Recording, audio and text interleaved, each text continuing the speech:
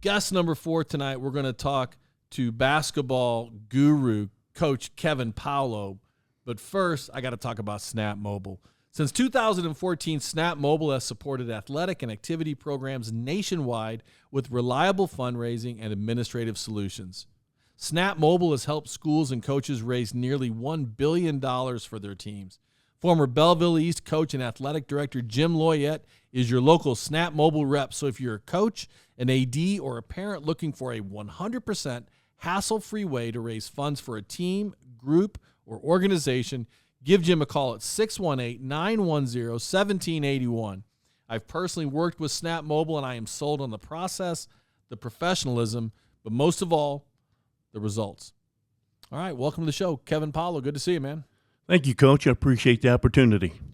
And I described you as a basketball guru, but I know you first from coaching tennis because you've been helping the K-Hawks for the last how many years? 2 years.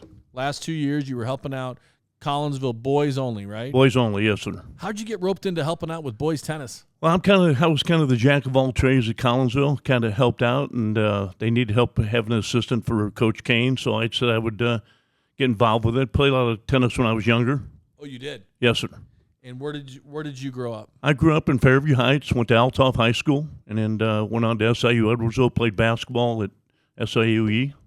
Okay, so I got to ask you, was Coach Gassaway the coach when you were at Altoff? Do you remember that name? Absolutely. Yeah, he was there. Was he? Yes, he was. He was the coach when I started coaching in 1994 when he was at Altoff, and then Dave Westhouse. Westhouse, yes. Took over for him. Right. Okay, so let's go back. You went to Altoff High School, played just basketball at Altoff? I played basketball and baseball. And what year did you graduate? 76. 76. I'm giving my age, Coach. Attaboy. I'm just a little bit behind you, not too far. What do you remember about playing hoops and baseball at Altoff?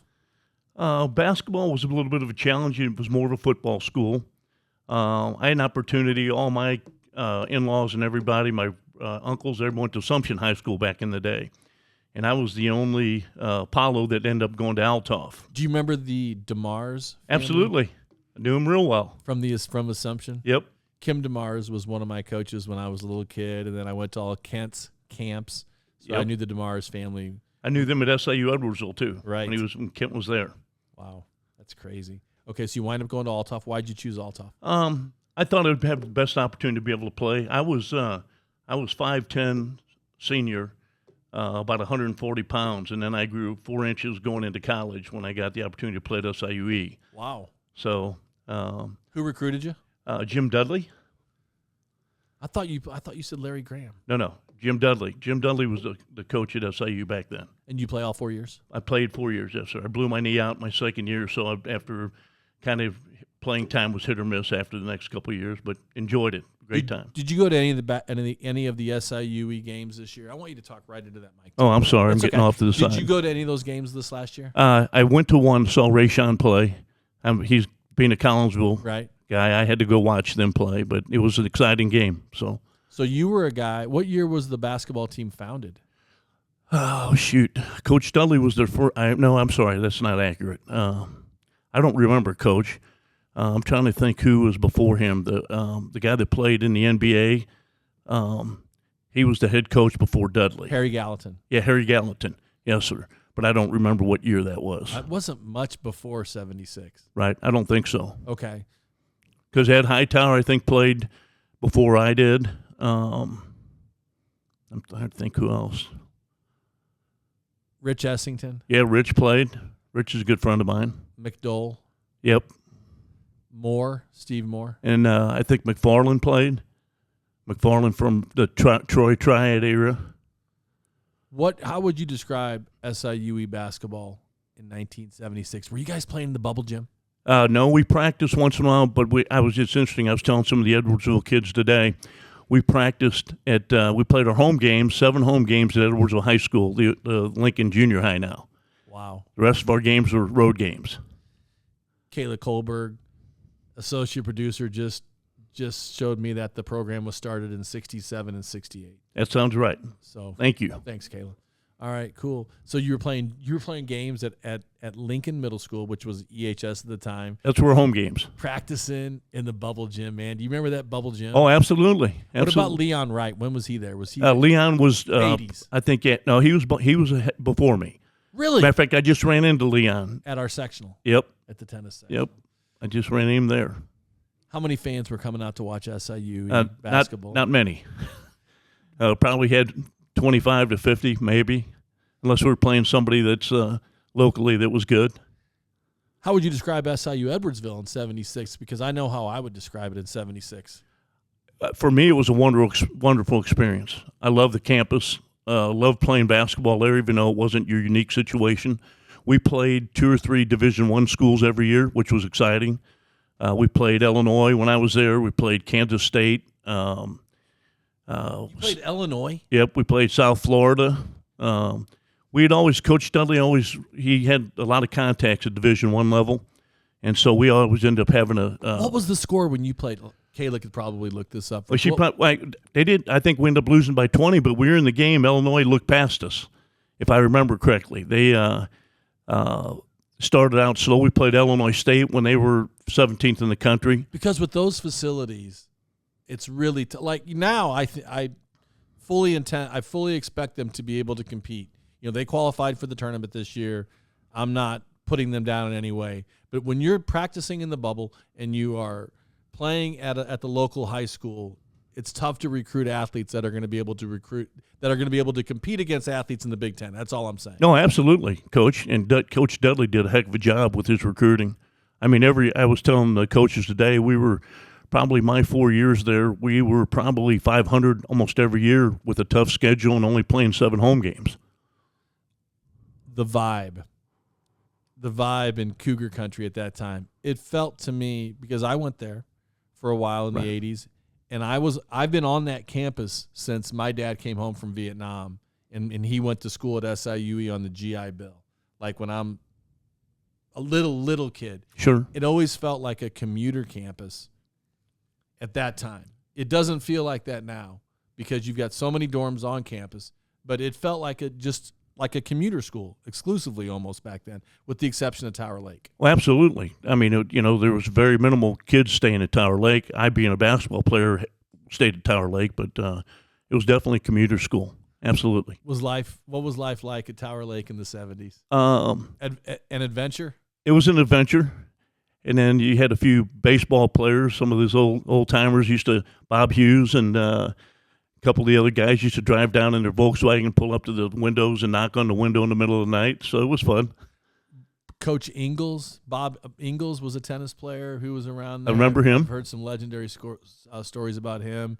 Rob Simpson was around there a little bit. Bob Myers, some of the tennis crew at that time was pretty very, very adventuresome. We'll just leave it. They had a lot of fun, Coach. Okay. In the last couple of years, you've been coaching some hoops at Collinsville High School with Darren. Yes, sir. What was that like? What was that experience like for you? Well, it was a unique experience for me because I basketball officiated high school and college basketball for 25 years. That's when I first met Coach Lee and had always had a good relationship with him. And then when I was out of the area and moved back to the area, he asked me to come help him being an assistant varsity coach, and learned a lot. So really. Had you been coaching between your playing?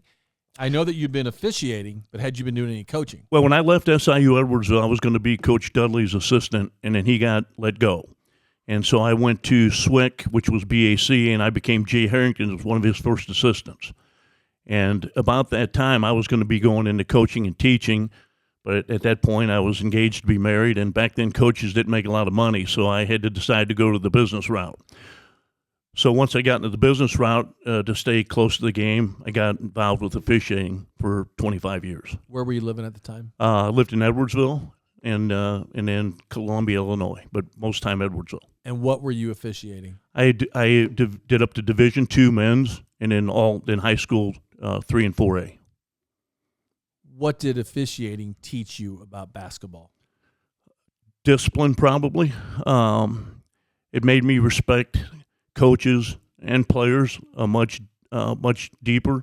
I was a pretty hard-nosed player, pretty feisty, probably got a little fired up with officials when I played, and that kind of changed. I gained a lot bigger respect for that, and especially coaches and Coach Lee was one of those. You had coaches when I refereed, when they saw something differently than I called, I knew the coaches that would be willing to talk to you because they must have saw something that I may have missed. And there are coaches that just complained about everything, and those people you just kind of go the other way, so to speak. Yeah. I've never, as a tennis coach, I've never had that, I don't know if it's a luxury or a curse, of relying on an official. But I think that coach-official relationship is so important. And like you said, if you're just complaining about everything, no one's going to listen to you. Oh, it's exactly right. I think it's huge. And I think that helped Coach Lee, me being on his bench for the 5 years, because I had a rapport with a lot of local officials. So if there were some tense moments or issues, I could be the mediator, so to speak. And the other thing, Coach would ask me on the bench if there's a certain foul or a play, Coach would ask me what I saw. Are there any games during that quarter of a century that you officiated basketball? Are there any games that stand out in your mind? Probably the biggest, my first big championship high school tournament was against when Centralia played Sean Livingston. I can't remember if he was at Pure Emmanuel. He was a freshman. It was a championship game. And Rick Moss was coaching at that point. Probably one of the best games, high school games I'd ever been involved with. Rick Moss was officiating that game? Oh, Rick Moss was coaching. Coaching. Yes. And he coached who? He coached Centralia. Okay. Yes.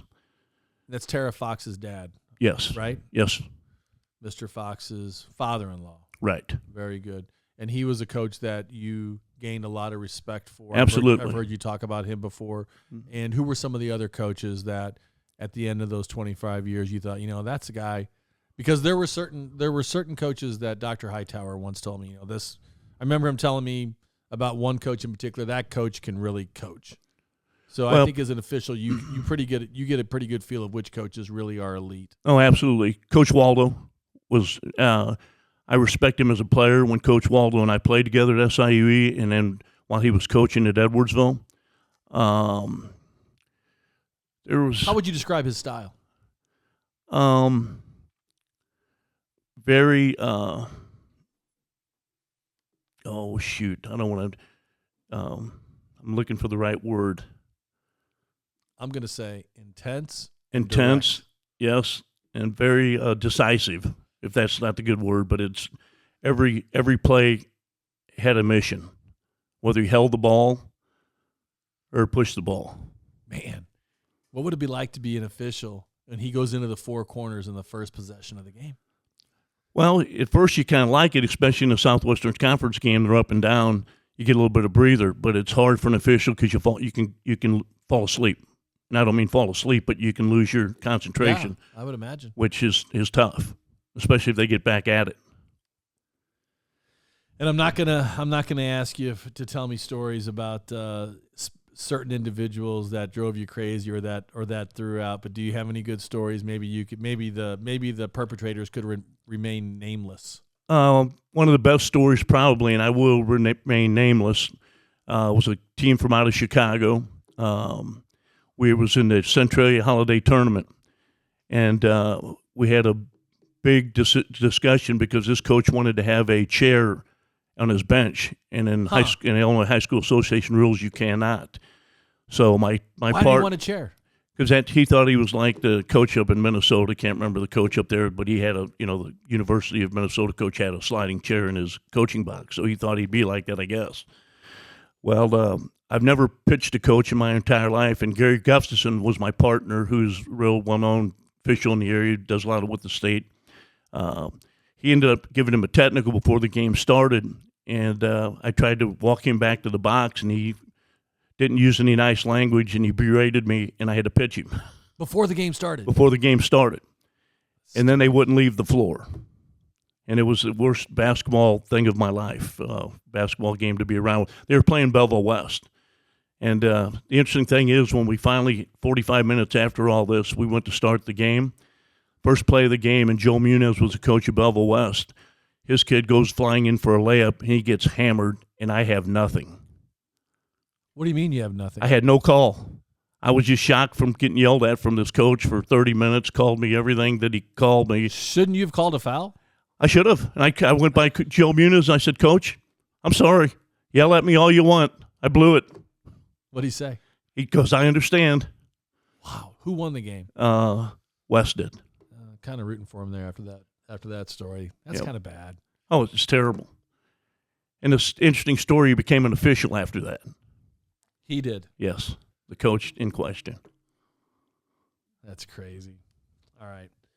But then you got into coaching, and how has coaching been for you? It's been fun. I tell you what, the relationships and the impact I've had on the players has been the most thing for me. Working with the kids, that's been the most rewarding. Teaching them, I knew enough. I was a good enough player to be able to teach good habits, good practices. That's probably the best thing about coaching, especially with Coach Lee. What is the key to being a great assistant coach? Because I think every head coach covets and loves to have a great assistant coach. I think I can be the go-to in between the head coach. I can be the good guy. I don't have to be the bad guy. Being an assistant, I think that really helps. When coach, like for instance, Coach Battis gets on somebody, I can be the good guy to the kid, trying to console him a little bit. I think being the mediator there, so to speak. And your career at Collinsville ended. Collinsville has gone a new direction with their coaching staff. Darren Lee just retired, and so you've made a transition to Edwardsville High School, and you're going to be coaching with Coach Battis. Yes, I'll be the varsity assistant. Yes, sir. What are you looking forward to most about coaching with Coach Battis? Learning a new game, learning a new way to practice, a new way to play, different style. Well, what do you think the style will be of the Tigers? I know you've only been at practice for one day now. Well, I think with the shot clock coming in the conference this year, I think Edwardsville's been known to hold the ball a little bit, even post Waldo. I think we're going to have to learn to get the ball up and down the floor a little bit. And how was coaching basketball? How did that translate to tennis? I think, first of all, with footwork and things like that, I'm not an expert by any means from a tennis vantage point of stroking the ball or hitting, but I think from working hard, from footwork, I think that has a lot to do with basketball, similar movement, short sprints, things like that. Teaching kids to be competitive? Yes. Teaching kids to prepare. Leon Wright was a fantastic tennis coach. And one of the things that I saw him do was he had kids doing the same routine. Having kids on a routine. Those things transcend sports into everything. Put kids on a routine, and they're going to be more successful. All right, Kevin. Well, I wish you the best of luck at Edwardsville High School. Maybe you'll get involved with the tennis program. The head coach there is kind of tough to work with, so I don't know that I wish that on anybody. But who knows what your future holds in terms of tennis. But I've enjoyed coaching against you while you were at Collinsville. It was a lot of fun, and I've certainly enjoyed hearing all these stories tonight. So maybe I'll see you around the courts. How about that? Coach, thank you. Please put a good word in for that tennis coach at Edwardsville, because I'm definitely on board if he has me. I tell you what, it's tough to find tennis coaches. So I'd say if you're willing to help, the job is going to be yours. I'm in, Coach. Sign me up. Thank you all for listening to the Metro East Sports Podcast presented by Little Caesars Pizza. And huge thanks to guests Joe Cass, Ethan Stewart, Ryan Packett, Jaden Maurer, Ryder Aholt, Howie Andawa, Herb Martin, Kevin Pawlow, and for partners, Cassins, Chrysler, Dodge, Jeep and Ram, Callaway Home Loans, Keller Williams, Marquis, The Blasting Game Group, Integrity Spine and Joint Center, Front Office, Fiduciary Network, Oakbrook Golf Club, Viviano Heating and Air Conditioning, Played Again Sports Edwardsville, and Snap Mobile. And for my teammates, Social Media Director Kayla Kohlberg and Video Production Assistant Luke Slemmer, thank you for listening to the Metro East Sports Podcast, talking all things sports in the Metro East.